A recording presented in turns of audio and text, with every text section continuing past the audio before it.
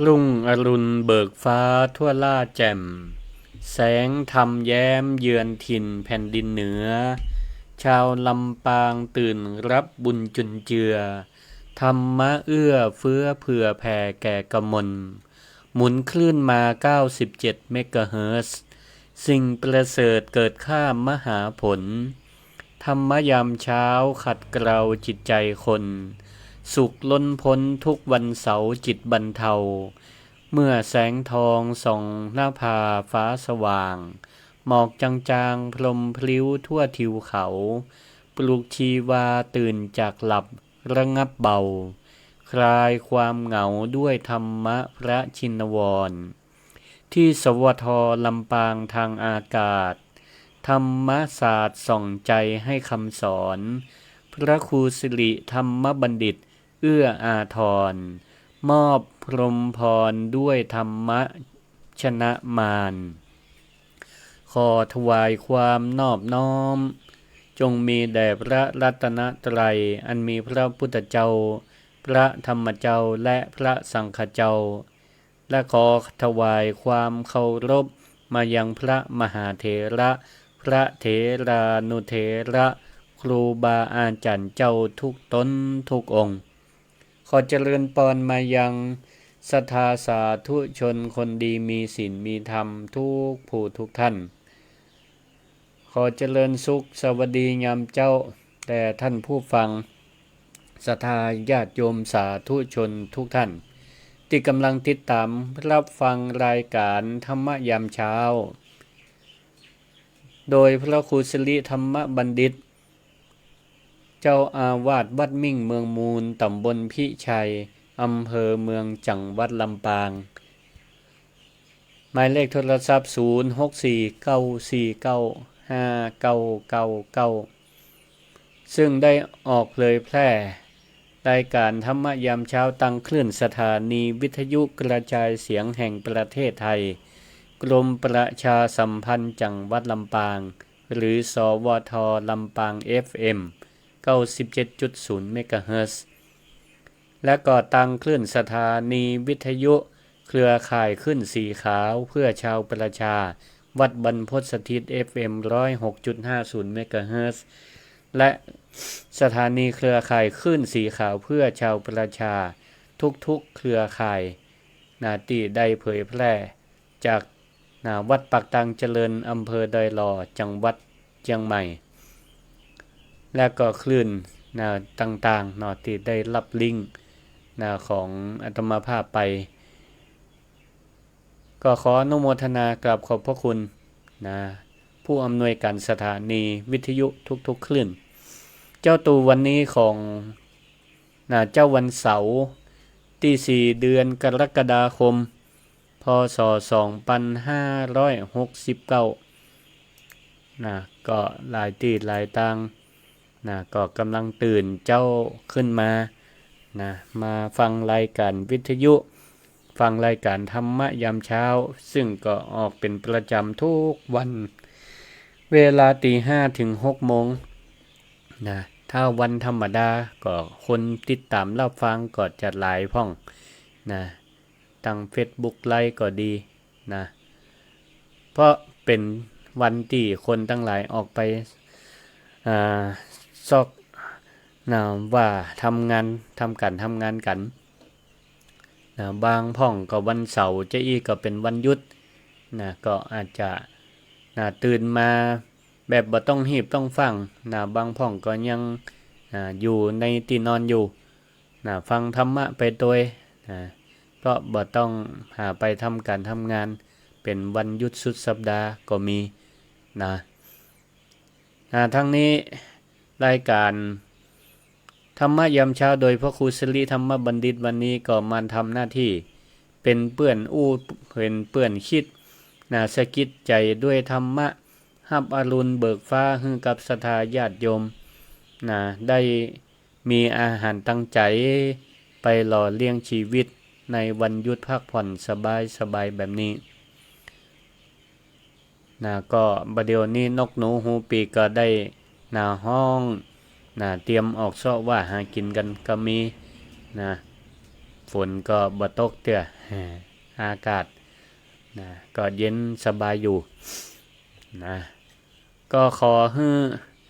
ศรัทธาญาติโยมทั้งหลายเนาะ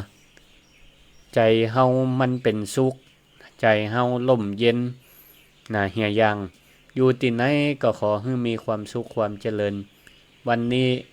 อาตมาภาพก็เลยจะนำธรรมะนะมาช่วยในการติดแอร์ให้หัวใจเป็นเรื่องราวนะในการนะดำเนินชีวิตบางเตือบางวันบางโอกาสบางเวลาบางชั่วโมงบางนาทีเฮาก็มีการทำผิดพลาดกันได้เนาะในอดีตที่ผ่านมามันก็เป็นอดีตไปละมันบ่สามารถที่จะกลับไปแก้ไขอย่างใดแต่ถ้าเฮาฮู้ว่ามันผิดพลาดนะการขอโทษการให้อภัยซึ่งกันและกันก็ถือว่าเป็นสิ่งที่เฮาก็ยังพอมีสติในการฮู้ในการกึดในการพร้อมที่จะแก้ไขได้วันนี้ก็เลยเอาเรื่องราวนี้มามาจามาฝากศรัทธาญาติโยมท่านสาธุชนทั้งหลายศรัทธาญาติโยมทั้งหลายเนาะชีวิตของคนเฮานี่ตั้งแต่เกิดจนแก่มีไผพ่องที่บ่เคยทำผิดเนาะก็คงบ่มีเนาะโบราณเปิ้นว่าสี่เท้ายังรู้พลาดนักปราชญ์ก็ยังรู้พลั้งสองเท้ายังเฮาตั้นทั้งหลายเดินไป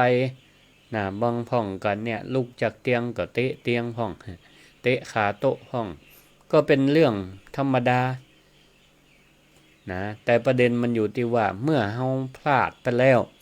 ทำผิดไปแล้วเฮามีความกล้านะมีความกล้าพอที่จะยอมรับผิดและก็ยอมขอขมาลาโทษกันก่อนและคนที่ถูกกระทำล่ะ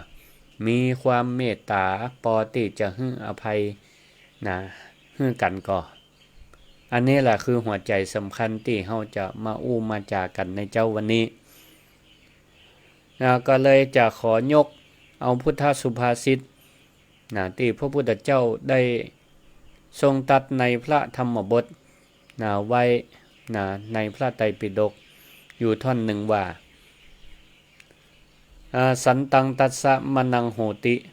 สันตาวาจาจะกัมมะจะสัมมทัญญาวิมุตตัสสะอุปสันตัสสะตาทิโนแปลหมายความว่าใจของท่านผู้พ้นวิเศษแล้ว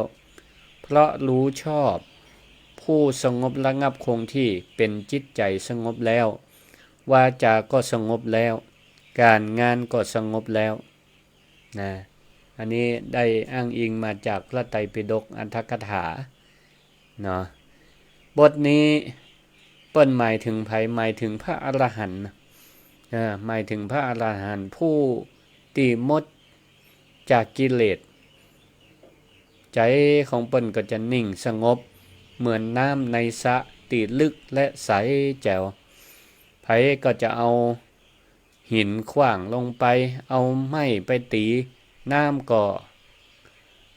กลับมาสงบต่ำเดิมบ่กระเพื่อมวันไหวในสมัยพุทธกาลมีเรื่องอยู่เล่าให้ฟังว่ามีพระมีตู้เจ้าอยู่ตนหนึ่งชื่อว่าพระโกสัมพีวาสีติสสะหรือห้องว่าพระติสสะเถระก็ได้เปิ้นก็ได้อยู่จำพรรษาเมืองโกสัมพีวันหนึ่งเปิ้นมีโยมอุปถากปาละอ่อนน้อยอายุ7 ขวบอายุ7 ขวบพอก็เอาลูก7 ขวบนี่มาขอบวชเป็นสามเณรเพื่อที่จะได้เรียนรู้หลักธรรมคำสอนพระพุทธศาสนาหรือเอาไว้รับใจพระเถระสมัยก่อนนี่7 ขวบก็บวชได้ละศรัทธาญาติโยมทั้งหลายเปิ้นว่าละอ่อนนี่ถ้า เปิ้นใจไปไล่ไก่ได้ไล่ไก่จ้างเนี่ยก็ถือว่าบวชได้ละนะทีนี้ก็สถาฮู้ก็ว่าละอ่อนคนนี้บ่ใจเป็นละอ่อนธรรมดาเปิ้นได้สั่งสมบุญกุศลมานักพอในชาตินี้มีบุญมีกำลังเต็มที่พอญาติพี่น้องพระเถระได้ปากันทำพิธีโกนผมบวชในระหว่างที่มีดโกนกำลังจ้ำบนหัวกำลังขูดผมออกอยู่ผมล่วงหล่นลงปื้นป๊อบละอ่อนน้อยคนนี้พิจารณากรรมฐานตามความเป็นจริงนี่แค่เปิ้นโกนผมมาได้นะหันผมตีโต๊กลงมาก็พิจารณาตามความเป็นจริงมาเปิ้นจะพิจารณาทำบทใดบ่ฮู้ก็คงเกี่ยวกับไตรลักษณ์นั่นแหละเนาะเกิดขึ้นตั้งอยู่และก็สลายไปในที่สุดก็ได้บรรลุเป็นพระอรหันต์ในทันทีในคณะที่กำลังปลงโกนผมกำลังจะบวชสุดยอดเนาะอายุ7 ขวบเป็นพระอรหันต์แล้วแต่พระติสสะเถระผู้เป็นพระอุปชาก็ยังบ่ฮู้เลยเพราะตัวพระอุปชาก็ยังเป็นพระปุถุชนอยู่ก็บ่ฮู้ว่าสามเณรในผู้เป็นสัทธิวิหาริกเป็นลูกศิษย์ลูกหาของตัวเก่าเป็นพระอรหันต์แล้วยังบ่ฮู้เด้อพอสามเณรนั้นบวชได้15 วันพระติสสะเปิ้นก็นึกถึงลำลึกนึกถึงพระพุทธเจ้าซึ่งอยู่แห่งที่หนึ่งก็มีความปรารถนาใครไปเข้าเฝ้าพระพุทธเจ้าที่วัดพระเชตวันเมืองสาวัตถีก็เลยจวนสามเณรออกเดินตางระหว่างตางมันค่ำเหี่ยก่อนเปิ้นก็เลยแวะพักที่วัดแห่งหนึ่งโดยที่เปิ้นก็ได้พักนอนในกุฏิในห้องเดียวกันกับสามเณรน้อยนี่ทีนี้มันก็มีพระวินัยอยู่ข้อหนึ่งของพระสงฆ์ของทุกเจ้าเปิ้นศรัทธาญาติโยมก็พึงทราบไว้คือมันมีวินัยหรือว่าศีลข้อหนึ่งของพระสงฆ์องค์เจ้าเปิ้นว่าพระพุทธเจ้าเปิ้นบัญญัติไว้ว่าภิกษุนอนในที่มุงที่บังอันเดียวกันกับอนุปสัมบันก็คือคนที่บ่ได้บวชเป็นพระสงฆ์องค์เจ้าด้วยกันเนี่ยเช่นตุเจ้านอนในที่มุงที่บังเดียวกับสามเณรหรือฆราวาสปัจจัยถ้าเกิน3 คืนขึ้นไปนั่นต้องอาบัติก็คือผิดพระวินัยถ้าเกิน3 คืนทีนี้คืนนั่นก็เป็นคืนที่3พอดีสามเณรน้อยเปิ้นเป็นพระอรหันต์เปิ้นก็ฮู้พระธรรมวินัยดีเหมือนกันเพราะพระอรหันต์นี้เปิ้นฮู้ทุกสิ่งทุกอย่างละที่จริงเปิ้นก็เกิดในใจว่าวันนี้เป็นวันที่3ถ้าเฮานอนหลับไปนี่พระอุปชาของเฮานี่จะต้องอาบัติแน่ๆเอาละคืนนี้เฮาจะบ่นอนเฮาจะนั่งสมาธิทั้งคืนพอศรัทธาญาติโยมทั้งหลายความกตัญญูและความละเอียดอ่อนของสามเณรเปิ้นก็ยอมอดนอนเพื่อบ่ให้ครูบาอาจารย์ได้ผิดศีลตกดึกใกล้แจ้งพระติสสะเปิ้นก็สะดุ้งตื่นขึ้นมาสะดุ้งตื่นตกอกตกใจว่าโอ้ตายละคืนนี้เป็นคืนที่3แล้วนี่สามเณรก็ยังอยู่นอนอยู่ด้วยกันในห้องเฮาก็ต้องเฮือเณรนั้นออกไปข้างนอกบ่อันนี้เฮาก็จะอาบัติผิดพระวินัยด้วยความที่ว่าสมัยก่อนมันมืดเนาะแม่ค่ำเมื่อคืนมันมืดมันบ่มีไฟฟ้าอย่างบัดเดียวบัดเดียวจะลุกจะตื่นก็มือยื้อสวิตช์ไฟก็เปิดกระปะละแต่ก่อนนี้มันบ่ได้กว่าจะไปตามแค่จุดตะเกียงอยู่ไหนก็บ่ฮู้พ่ออันยังก็มาหัน ทีนี้พระติสสะเปิ้นก็เลยเอามือไปยิบไปกำพัดใบตาลซึ่งสมัยนั้นนี่ก็พระสงฆ์องค์เจ้าเปิ้นก็ถือตลปัดมีตลปัดกู้ตัวเวลาจะไปไหนเป็นพัดใบตาลสถาก็คงเคยเห็นปัจจุบันพัดใบตาลทีนี้เปิ้นก็ยิบพัดใบตาลเนี่ยตีวางอยู่ข้างเตียงมันตั้งปลายเนี่ยมันก็คมพอสมควรอยู่พัดแต่ละพัดใบตาลนี่มันบ่ได้เงียบมุมอย่างดีเหมือนปัจจุบันก็กะว่าจะเอาไปเคาะเคลียตีศาสตร์ของสามเณรสถานนึกภาพออกก็เปิ้นก็เอาพัดใบตาลเนี่ยไปตีศาสตร์เคาะเพื่อจะปลุกสามเณรให้ลุกให้ตื่นทีนี้เปิ้นก็แกว่งใบตาลไปในความมืดแล้วกับจะเคาะลงปื้นปัดใบตาลไปปรากฏว่าปัดไปแล้วก็ ก็ห้องว่าเน้นตื่นออกไปตั้งนอกเลยออกไปตั้งนอก แต่ถ้าว่าโอ้ศรัทธาญาติโยมทั้งหลายปลายใบตาลนี่ก็ไปปัดใส่ตาไปปัดใส่ตาของสามเณรโดนจับพอดีสามเณรกำลังนั่งสมาธิอยู่ก็โดนแหงจนตาแตกตาบอดไปเลยศรัทธาญาติโยมทั้งหลายลองนึกพอเนาะถ้าเป็นละอ่อนน้อย7 ขวบทั่วไปถ้าจะให้จะห้องเดือดร้อนปานใดเนาะขนาดคนใหญ่ก็ยังเดือดร้อนอยู่เนาะโดนได้ใบตาลปัดใส่ตาจนตาแตกตาบอดจะโตดจะเดือดขนาดไหนเนาะแต่สามเณรเปิ้นเป็นพระอรหันต์เปิ้นเนี่ยจะได้ศรัทธาญาติโยมทั้งหลายเปิ้นบ่ได้ห้องให้อันหยังสักอย่างบ่ได้โวยวายเดือดฮือพระอุปชฌาย์สักอย่างบ่ได้ด่าพระอุปชฌาย์เลยเพียงแค่เอามือข้างหนึ่งกุมตาตีแตกเปิ้นตาแตกตาบอดไปข้างเดียวศรัทธาญาติโยมทั้งหลายเห็นข้างนึงก็หันอยู่เลือดก็ไหลซิบไปแล้วก็เลยตอบพระอุปชฌาย์สั้นๆว่าอันหยังครั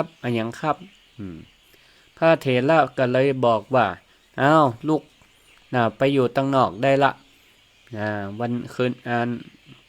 คืนนี้เจ้านี่เป็นเจ้าที่3สามเณรก็เอามือปิดตาข้างหนึ่งแล้วก็เตียวออกไปอย่างเงียบๆท่ามกลางความมืด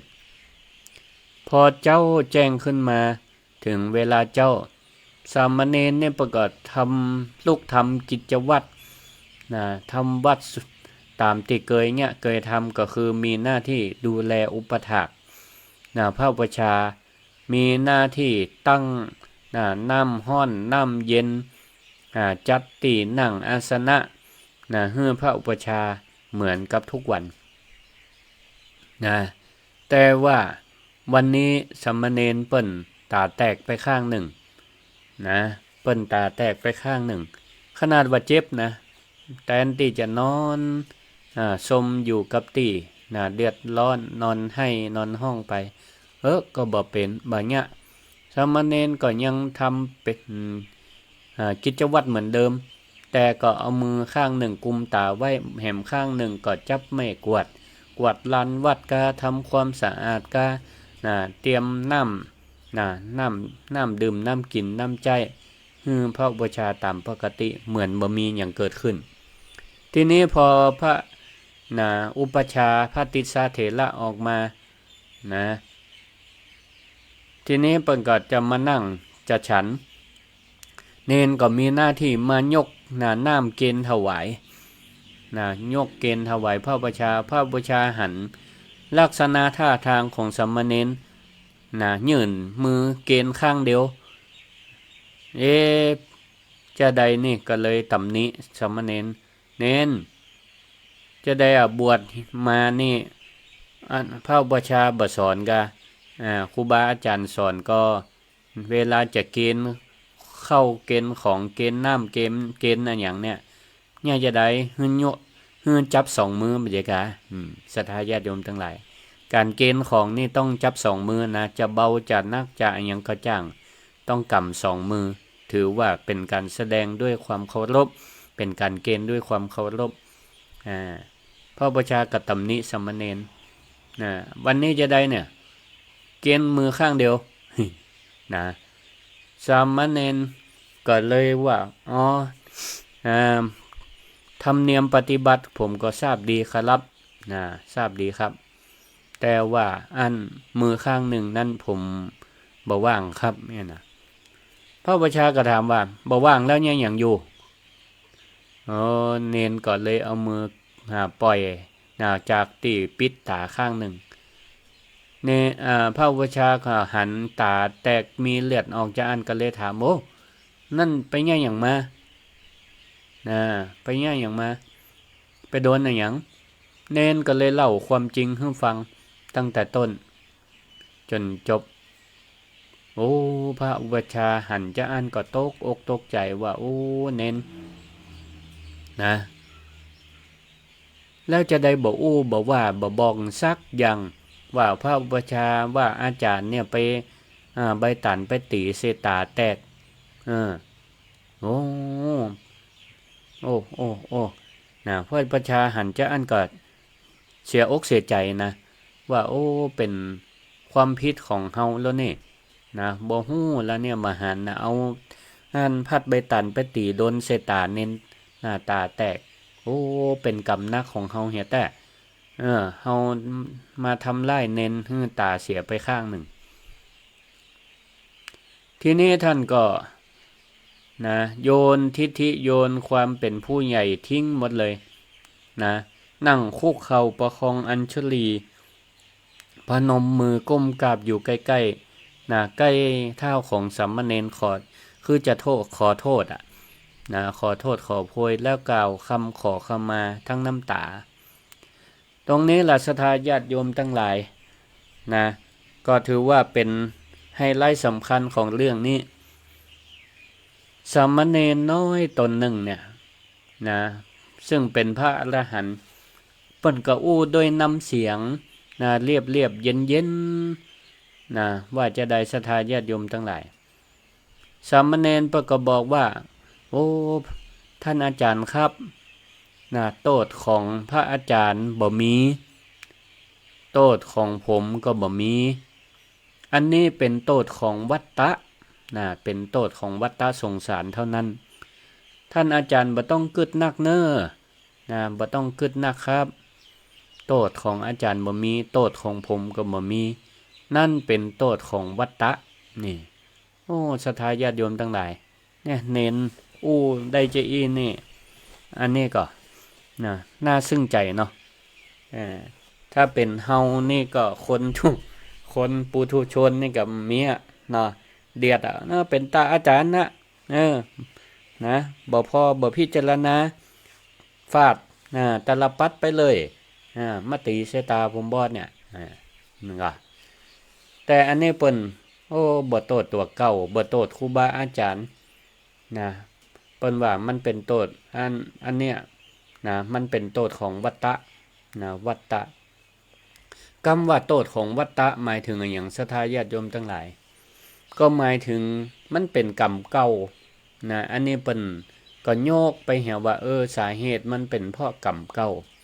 มันเป็นวงจรของการเวียนว่ายตายเกิดที่เนนอาจจะบ่เคยทำพลาดไว้ในอดีตชาติวันนี้กรรมนี้ก็มาส่งผลเนนก็เลยบ่โคตรบ่ถือโทษโคตรพระอุปัชฌาย์เลยแม้แต่น้อยเพื่อให้พระอุปัชฌาย์เปิ้นได้เบาใจเพื่อเปิ้นได้สบายอกสบายใจเพราะเปิ้นก็ฮู้สึกผิดเนาะเนี่ยคนตาแตกไปข้างหนึ่งเนี่ยบ่ใจสักเล็กสักน้อยหรอเปิ้นก็กลัวเป็นบาปเป็นกรรมหรอก นะเน้นนี่ก็อู้ปลอบใจให้เปิ้นได้ช่วงใจได้เบาใจนะใจประกอบนิ่งเหมือนน้ำลึกๆจริงนะสมกับกรรมบาลีติได้ว่าไปนะตั้งแต่แรกก็คือเป็นกรรมที่พระพุทธเจ้านะเปิ้นได้สอนนะเพราะว่าพระติสสะเนี่ยเมื่อได้ไปเข้าเฝ้าพระพุทธเจ้านะก็เลยไปเล่าให้พระพุทธเจ้าฟังศรัทธาญาติโยมท่านสาธุชนทั้งหลายได้ฟังเรื่องนี้แล้วรู้สึกกันจะได้พ้องลองหันกลับมาพอสภาพสังคมหรือว่าชีวิตประจำวันของเฮาพ้องอย่างกรณีข่าวตะวาวันซืนนะข่าวตะวาวันซืนที่มีเหตุการณ์น่าสลดใจกรณีที่มีละอ่อน11 ขวบขับรถปุ่งจนพระที่เปิ้นกำลังจาริกเพื่อประพฤติธุดงควัต40 กว่ารูปขับรถประมาทไปหุ้ใส่พระสงฆ์องค์เจ้ากำลังเดินเตียวต่ำขอบถนนเป็นเส้นเป็นสาย40 กว่าตนเนี่ยนะปรากฏว่าไปหุ้จนเบิ่นก็มรณภาพไปก็หลายตนบาดเจ็บก็หลายตนพอเกิดเรื่องเศร้าหมองแบบนี้ขึ้นมาก็ยากฮือสภาพจิตใจของคนหลายๆคนต่างก็มีความสลดใจเสียใจและก็วิพากษ์วิจารณ์ไปต่างๆนานาก็พอสมควรศรัทธาญาติโยมทั้งหลายสังเกตก็ว่าสังคมของเฮานี่บางกลุ่มบางคนพอเกิดเหตุการณ์ที่เกิดขึ้นแล้วสังคมบางกลุ่มก็มักจะรีบตั้งศาลเตี้ยตั้งศาลเตี้ยขึ้นมาคนเดียวพยายามที่จะควานหาจำเลยเพื่อมารองรับความโกรธความแค้นในใจของเฮาบางคนก็จี้หน้าด่าละอ่อนบางคนก็จี้หน้าด่าไปหาพ่อหาแม่บางพ่องก็ว่าพ่อแม่นี่ยังมาปล่อยปะละเลยผู้ปกครองนักเข้าบางคนก็จี้เป็นตำหนิพระสงฆ์องค์เจ้าก็มีแต่ว่านี่ก็มีอยู่รายหนึ่งเอาไปตำหนิพระสงฆ์องค์เจ้าเรื่องเกี่ยวกับออกมาเดินตามตาตามทางตังรถวิ่งบ่เจตังคนเตียวเห็นมั้ยก็โดนทัวลงไปก็มีเนี่ยศรัทธาญาติโยมทั้งหลายก็ปากันวิพากษ์วิจารณ์ไปต่างๆนานาปากันสาดอารมณ์ใส่กันไปมาจนลุกเป็นไฟก็มีบางเตื้อก็หาแนวร่วมเอาไปลงอินเทอร์เน็ตเอาลง Facebook ลงสื่อต่างๆหาแนวร่วมบางพ่องก็มีทัศนคติเดียวกันก็ผสมอารมณ์ไปด้วยกันด่ากันไปกันมาว่ากันไปกันมาเพื่อมันสนองอารมณ์ของตัวเก่าที่มันกำลังปะทุขึ้นมานี่ศรัทธาญาติโยมทั้งหลายสมมุติว่าเฮาลองยุดอารมณ์โกรธนั้นแล้วลองย้อนกลับมานึกถึงคำอู้ของสามเณรสามเณรน้อยอรหันต์ที่ได้เล่าให้ฟังไปเมื่อตะกี้ท่านถูกกระทำจนตาแตกสูญเสียกันมองหันไปหนึ่งข้างแต่เปิ้นก็ยังกลับบอกว่าท่านอาจารย์โทษของท่านก็บ่มีโทษของผมก็บ่มีอันนี้เป็นโทษของวัฏฏะเท่านั้นท่านบ่ต้องกึดนักเน้อครับหันก็ศรัทธาญาติโยมทั้งหลายในมุมมองของธรรมะผู้ที่มีใจสูงส่งท่านบ่ได้มามัว มานั่งหาคนผิดนะตั้นเข้าใจว่าทุกอย่างนั้นเกิดขึ้นแล้วมีเหตุมีปัจจัยของมันอยู่มีกรรมเป็นแดนเกิดนะการมัวแต่มาด่าต่อกันหาจำเลยนะมาประนามกันบ่ได้ช่วยให้ผู้สูญเสียนั้นได้ฟื้นคืนมาทราบข่าวตะว่าก็มีปีสาวของพระนะรูปหนึ่งที่เปิ้นได้มรณภาพไปเปิ้นก็บ่ได้ถือสาหาความอะหยังเนี่ยนะในข่าวบ่ได้ถือสาหาความผู้มาจนพระปีของเปิ้นได้มรณภาพไป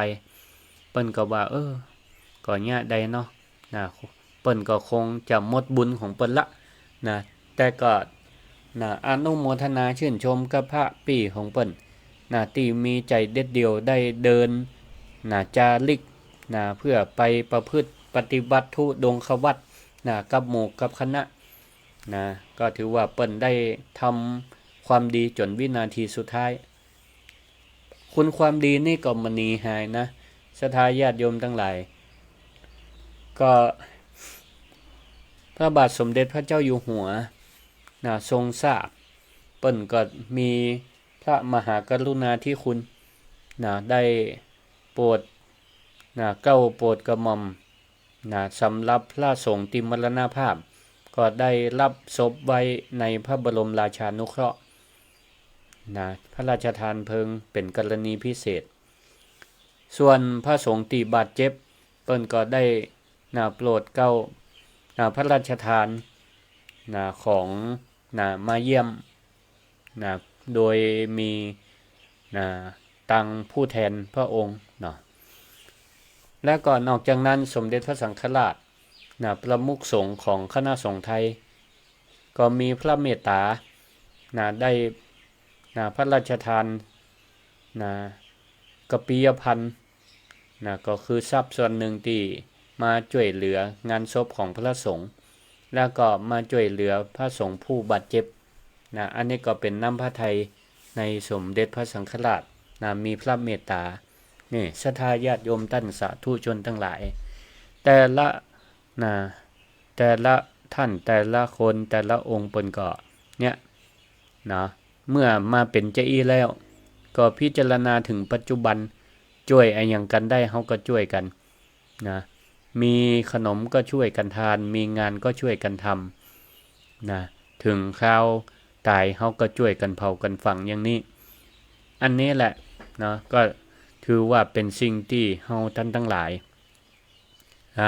จะช่วยกันได้ดีกว่าดีกว่ามาสร้างวิบากกรรมต่อมาสร้างบาดแผลในใจต่อกันไปบ่จบบ่เสี่ยงบางพ่องเนี่ยแทนที่จะทำอย่างที่ว่าไปตะกี้ว่าเฮาจะช่วยอย่างกันได้พ่องก็มามัวแต่มาหาคนผิดมาวิพากษ์วิจารณ์มาติฉินกันนินทามาด่ากันไปกันมาสิ่งที่เฮาควรทำในฐานะเจ้าพุทธก็คือเลิกหาคนผิดแล้วมาหาบทเรียนกันมาหาบทเรียนนำความสูญเสียนั้นมาเป็นอุทาหรณ์เตือนใจครอบครัวเปิ้นดูแลลูกหลานก็ดูแลลูกหลานให้ดีขึ้นนี่ต้องมาถอดบทเรียนแล้วก็มามัดระวังกันมาเฝ้าระวังกันครอบครัวก็มันดูแลลูกเต้าเราหลานให้ดีขึ้นสังคมก็ช่วยกันระแวดระวังอันนี้แหละคือการมองโลกแบบเข้าใจวัฏสงสารเข้าใจความมันแน่นอนจากเรื่องราวทั้งหมดนี้ก็สอนให้เฮาเนี่ยได้เข้าใจถึง2ประเด็นด้วยกันคือการประยุกต์ใช้ในชีวิตประจำวันก็คือสอนให้เฮานั้นรู้จักขอขมาลาโทษเมื่อรู้สึกว่าเฮาทำผิดและก็ให้เฮานั้นรู้จักให้กันอภัยซึ่งกันและกันประการแรก การขอเข้ามาเมื่อเฮาได้ทำผิดอะไรอย่างลงไปคนเฮาเกิดมานั่นมีโอกาสทำผิดทำพลาดกันได้ทั้งนั้นศรัทธาญาติโยมทั้งหลายเปิ้นว่าคนใดถ้าบ่เคยทำผิดก็คือคนที่บ่ได้คิดทำอะไรอย่างเลยอยู่ดึงบ่ได้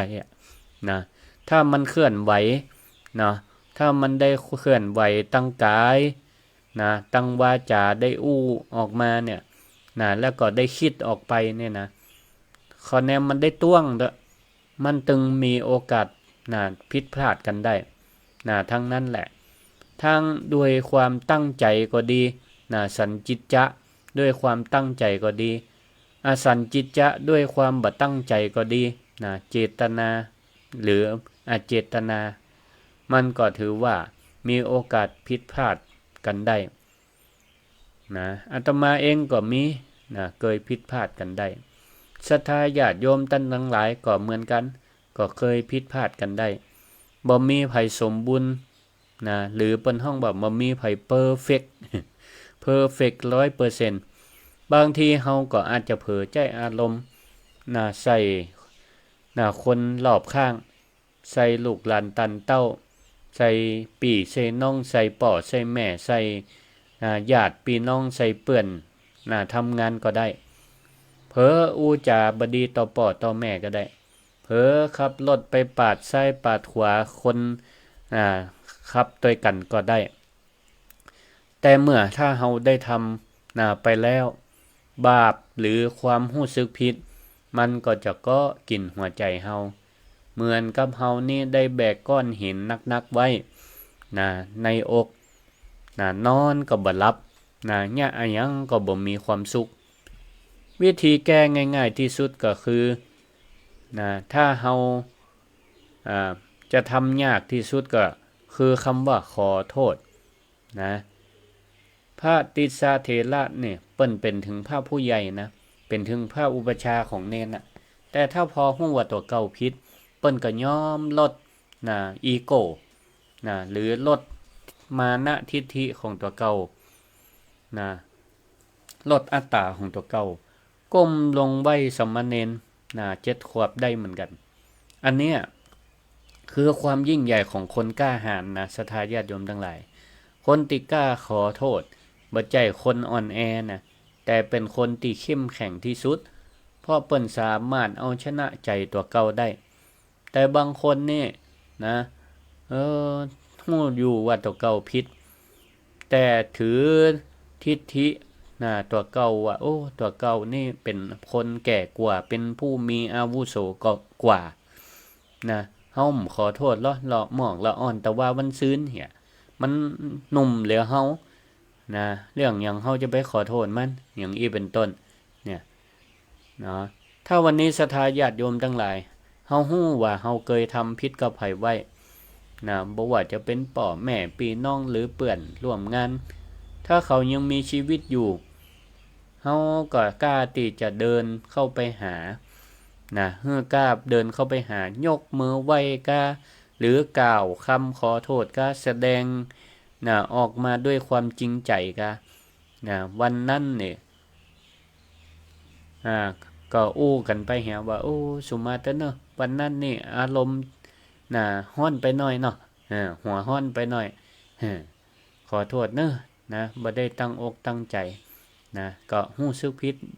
เนาะฮู้สึกผิดละขอโทษเนอะจะไปถือสาหาความกันเนอะนี่เจ้าก็ว่า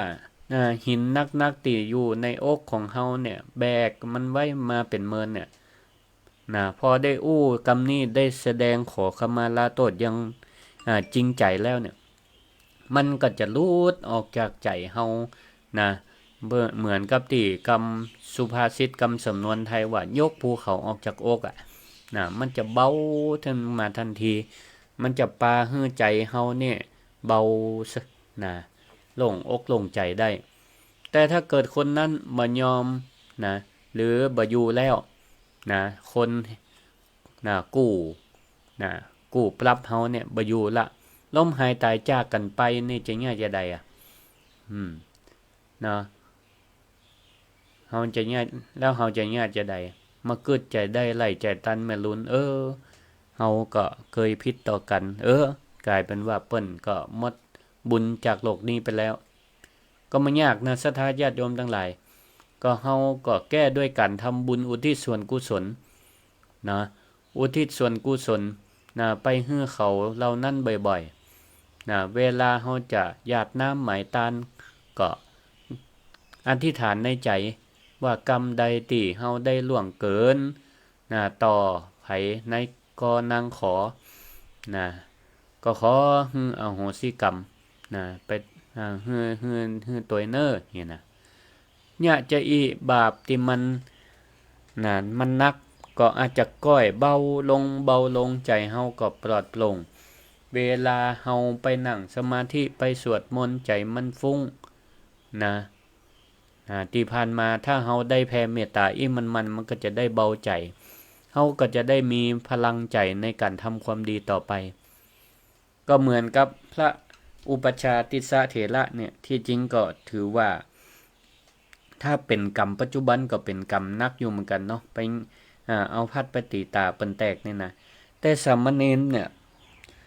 เปิ้นเป็นพระอรหันต์เปิ้นก็บ่ถือสาหาความแล้วเปิ้นก็ปลอบใจพระเถระเมื่อใจของพระเถระได้รับการอภัยจากสามเณรแล้วเนี่ยแล้วก็มุ่งเป้าไปที่ว่ามันเป็นโทษของวัฏสงสารเป็นกรรมเป็นเวรเอาเนาะถือว่ามันเป็นกรรมเป็นเวรผมนี่ก็อาจจะเคยทำกรรมมาอย่างมาแต่อดีตชาติในชาตินี้ก็เลยเป็นเจ้าอี้พระอุปชาเปิ้นก็เลยเบาใจเมื่อเบาใจเจ้าอี้แล้วเนี่ยเปิ้นก็บ่ทุกอกทุกใจปรากฏว่าเปิ้นปฏิบัติธรรมไปแห่งบ่เมินก็ได้บรรลุเป็นพระอรหันต์โดยสามเณรนะนี่นั่นก็ศรัทธาญาติโยมทั้งหลายอันยังที่เฮาเกิดเกิดโคดเกิดตุกเกิดพิษเกิดว่าตัวเก่าพิษอันยังต่างๆเนี่ยแบกไว้มาเมินจะทำอันยังมันก็เป็นนิวรณ์นิวรณ์ก็คือเครื่องกั้นมือบรรลุความดีเนาะมีเรื่องเกี่ยวกับกามฉันทะก็คือติดในความติดในความฮักความชอบในรูปรสกลิ่นเสียงหรือว่าติดอยู่ในความโกรธความกลัวความบ่ชอบกันติดในง่วงเหงาหาวนอนเกลียดค้านลังเลสงสัยเนี่ยเราเนี่ยมันเป็นเครื่องกั้นตีเมื่อเฮาบรรลุความดีพระเถระเปิ้นก็ช่วงใจในเรื่องนี้ก็เลยตั้งอกตั้งใจปฏิบัติธรรมจนได้บรรลุเป็นพระอรหันต์ในที่สุดนี่ศรัทธาญาติโยมหันก็การกระทำของพระติสสะที่ว่าใหญ่แล้วเนี่ยการกระทำของสามเณรเนี่ยใหญ่กว่าเพราะถูกทำร้ายจนตาแตกแล้วก็บ่โคตรอันนี้เป็นห้องว่าอภัยทานก็คือประการที่2นะแต่กี้ข้อแรกก็คือการขอโทษการภัยที่คนให้อภัยเนี่ยเป็นว่าจิตใจยิ่งใหญ่แล้วย่ำปอแต่คนให้อภัยคนยกโทษให้นี่จิตใจยิ่งใหญ่กว่าเป็นยกย่องการอภัยทานเนี่ยถือว่าเป็นการขั้นสูงสุดการอภัยทานคือการที่เฮาลงทุนน้อยที่สุดบ่ต้องไปเสียเงินเสียทองอะไรหยังแล้วก็ได้บุญมหาศาลคนที่ได้ประโยชน์คนแรกบ่ใช่คนที่ถูกยกโทษแต่ก็คือตัวเฮานี่แหละที่ยอมปล่อยวางความโกรธเฮาโกรธเขาแค้นเขาจังเขาเหมือนกับเฮานี่ถือถ่านไฟแดงๆไว้ในมือตั้งใจจะเอาขว้างใส่เปิ้นแต่ว่าถามว่าไผฮ้อนก่อนมือไผฮ้อนก่อนมือไผปองก่อนคำตอบก็คือมือเฮานี่แหละปองก่อนดับความฮ้อนด้วยการให้อภัยจากใจเฮาเหี่ยก่อนให้ได้พอพระติสสะเดินไปถึงถึงวัดพระเชตวันไปกราบพระพุทธเจ้าพระพุทธเจ้าก็ถามว่าเตียวมานี่ลำบากก่อถามสารทุกข์สุขดิบพระติสสะเปิ้นก็เลยกราบทูลว่าความลำบากตั้งกายเนี่ยบ่มีเลยพระเจ้าค่ะ แต่ตีหน้าถึงก็คือว่าข้าพระองค์เนี่ยได้ทำสามเณรฮื้อตาเสียไปข้างหนึ่งแต่เนนก็บ่โคตร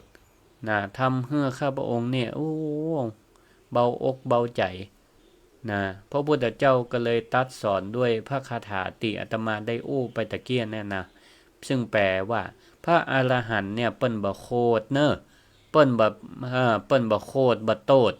นะไผเปิ้นมีใจสงบนี่พอพระติสสะเถระได้ฟังธรรมประโยคนี้ปั๊บด้วยความที่เปิ้นมีใจเบาสบายปลอดความกังวลวิตกทั้งหลายนะและก็ได้ทำการขอขมาแล้วได้รับการอภัยจากสามเณรแล้วเปิ้นก็วางจิตวางใจเบาปล่อยจิตปล่อยใจไปตามธรรมคำสอนของพระพุทธเจ้าก็ปรากฏว่าได้ทำสมาธิไปโดยก็ได้บรรลุเป็นพระอรหันต์โดยสามเณรไปในที่สุดนะสาธุเนาะศรัทธาญาติโยมทั้งหลายนะอันก็ว่าการยอมรับความจริงการเลิกหาการเลิกหาคนผิดนะหาจำเลยการขอขมาการให้อภัยกันนี่ถือว่าเป็นบันไดที่สำคัญนำไปสู่ความหลุดพ้นของใจได้นำไปสู่ความสุขที่แท้จริงได้นะก่อนจะจากกันในเจ้าวันนี้ศรัทธาญาติโยมทั้งหลายขอฝากกลอนเอาไว้ว่าเมื่อพลาดพลั้งครั้งใดให้ตั้งจิตรีบตามติดขอขมาอย่าหวั่นไหวลดทิฏฐิละมานะสละไปเปิดหัวใจรับผิดจิตชื่นบานส่วนผู้ถูกกระทำช้ำใจนักจงรู้จักอภัยให้สมานโกรธทำไมไฟสุมรุมร้อนรอนรานอภัยทานดับทุกข์สุขล่มเย็นนะศรัทธาญาติโยมทั้งหลายนะเปิ้นว่าผิดแล้วเฮือแก้อันเนี้ยได้บุญแท้ละโคตรแล้วละจะทำให้ใจนั่นพองใสเนาะวันนี้ถ้าหากว่าเรื่องราวอันใดติปาให้ใจเฮาขุ่นข้องหมองใจก็ไผบ่ว่าจะเป็นคนในครอบครัวในสังคมในที่ทำงานนะกับเปื่อนกับฝูงนะกับคนฮักก็ลองใจอภัยทานเป็นของขวัญในวันหยุดนี่นะมีรอยยิ้มให้กันไปแสดงออกซึ่งความขอโทษอยากจากใจจริงให้กันและกันมอบความสุขให้กันและกันได้เฮาก็จะได้เบาอกเบาใจนะบ่เป็นเวรเป็นกรรมต่อกันแล้วก็จะได้ทำความดีให้กันต่อกันได้ก็ทำให้ครอบครัวนั้นมีความสุขความเจริญทำให้สังคมนั้นอยู่เย็นเป็นสุขมีเมตตาต่อกันได้เนาะก็เหลือเวลาแห่งประมาณ9 นาทีพายจะโทรมาแสดงความคิดความหันหรือว่าฟังรายการจากตั้งใดโทรมาได้064-949-5999ในระหว่างนี้ก็ขอประชาสัมพันธ์ว่าวิทยาลัยสงฆ์นครลำปางมหาวิทยาลัยมหาจุฬาลงกรณราชวิทยาลัยจะมีกิจกรรมหล่อเทียนพรรษาและตานผ้าอาบน้ำฝนแก่พระนิสิตในวันอาทิตย์ที่28กรกฎาคม26สุมาเตอในวันที่26กรกฎาคม2569ขอเชิญชวนศรัทธาญาติโยมทั้งหลายไปร่วมพิธีหล่อเทียนพรรษากันได้เปิ้นมีเทียนแว่นเทียนธรรมจักรฮือปูจามีผ้าอาบน้ำฝนฮือปูจาก็ติดต่อสอบถามครูบาอาจารย์หรือบุคลากรของวิทยาลัยสงฆ์ก็ได้หลังไมค์ก็ได้064-949-5999รายการธรรมะยามเช้าวันนี้พระครูสิริธรรมบัณฑิตก็ได้นำธรรมะเล็กๆน้อยๆมาอู้มาจามาแบ่งปันให้ศรัทธาญาติโยมท่านสาธุชนทั้งหลายเจริญพรไรจ๋าข้าพเจ้าแม่ยังก็แม่เลื้อนกะฟังตังวังเหนือเนาะเจ้าเจนดีเนอร์ชัดเจนดีขอบคุณตั้งขึ้น90เจ้า90เนาะแม่ขจานกะ 90บ้านสุขใสเจ้าสาธุสาธุขอบคุณเจ้าของสถานีเปิ้นเนอะที่ได้แบ่งปันรายการธรรมะยามเช้าสู่ศรัทธานะอนุโมทนาขอบคุณเจริญพรเอาโทรมาได้แฮมเด้อ0649495999นะเจริญพรฮัลโหลรับสายแล้วเนอะเบาวิทยุก่อนเจริญพรฮัลโหลเจ้ากลับภาษาเจ้าแม่ยังแม่คำนวณแต่ซ่อนเจ้าจะซ่อนนอกฟังขึ้นอันหยังจ้าขึ้นแดนดินดินล้านนาสันปะตองยังใหม่เจ้าสาธุชัดเจนดีเนาะเจ้าชัดเจนดีเจ้าได้ธรรมะได้สาระดีเนาะสาระดีมากเลยเจ้าสาธุขอบคุณหลายเนอะติดตามรับฟังด้วยกันเนอะเจ้าเจ้าเจริญพรเจ้าจากวันแห่งปูนแม่สายทองติดตามอยู่นะเจ้าเลื่อนไหลก็หาจนได้เลยเจ้าสาธุชัดเจนดีเนี่ยชัดเจนดีห้วยตองซักเนาะอันที่ไหนถัดมาถึงให้เหลือตั้ง104ใช่ไหม104วัดไสหินเจอเจ้าแล้วครูว่าหลายเนื้อจนเจอเลยเจ้าอนุโมทนาแต่ทำมาวันนี้มีสาระดีนะเจ้าขอบคุณหลายเนื้อสาธุเจ้ากับไว้สาเจ้าอยู่ดีมีสุขเจริญพรกับไว้สาเจ้าท่านพระครูแม่เทียนเจริญพรเจ้าโยมแม่เทียนหลังยาเขามาวันนี้ได้เต็มเลยนะท่านพระครูเจ้าสาธุดีละฟังขึ้นได้เจ้าโยมแม่ตีนมาพังก็พอดีไม่ได้ลงไปถึงเขาใส่บาตรซื้อข้าวเก่าใส่เอาเจ้าฟังขึ้นได้ขึ้นอันบรรพตเจ้าสาธุถ้าครูบ้านโยมแม่เห็นพระพจน์นี่แม่วานนี่ตั้งหลุมนะมาได้เจ้าโยมแม่ต้องพังอยู่ด้านบนเลยเจ้าดีละสาธุขอบคุณเนอะแม่เทียนเนอะเจริญพรเจริญพรสาธุเจ้าเจริญพร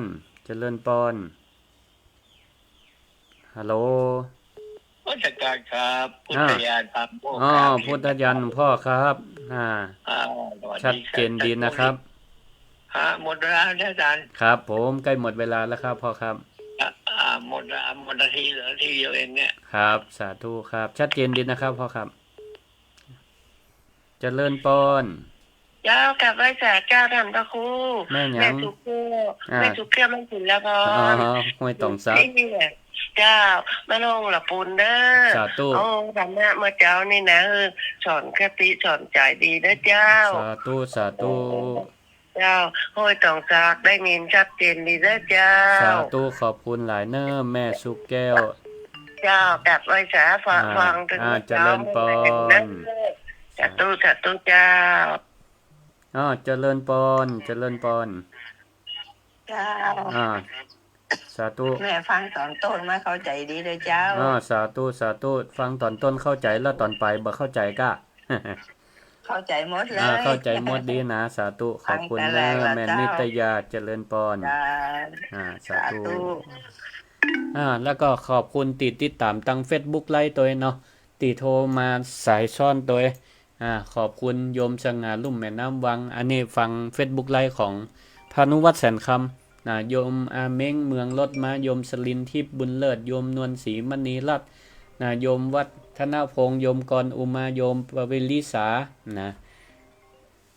เจริญพร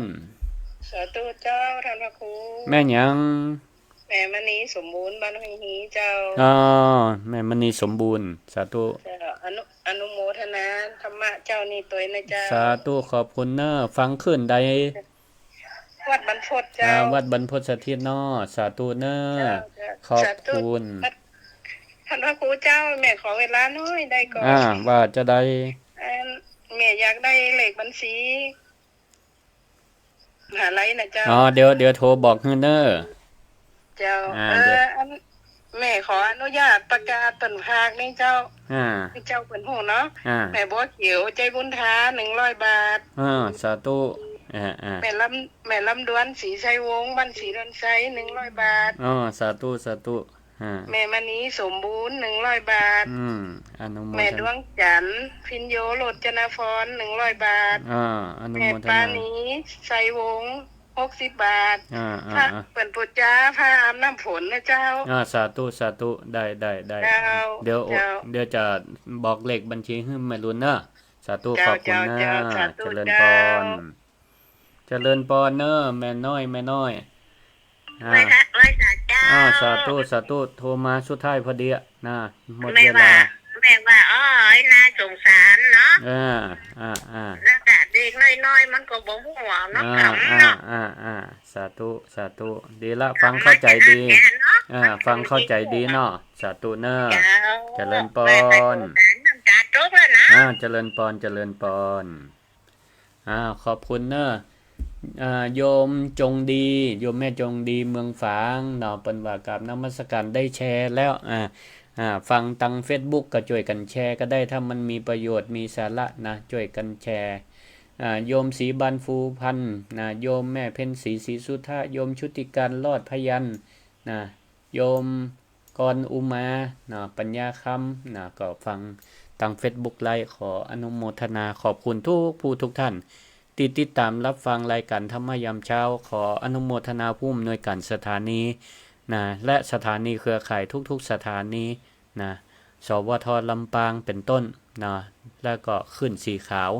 วัดไฟหินก็มีนะที่ได้ลิงก์รายการธรรมยามเช้าโดยพระครูสิริธรรมบัณฑิตนำสู่ศรัทธาญาติโยมสาธุชนทั้งหลายก็ขอปันสินปันปอนให้ศรัทธาญาติโยมท่านทั้งหลายเนอะมีสติในการใจชีวิตในประจำวันถ้าเฮาฮู้ว่าอันใดผิดพลาดเฮาก็ฮู้จักอภัยซึ่งกันและกันอายุวันโนสุขังปะลัง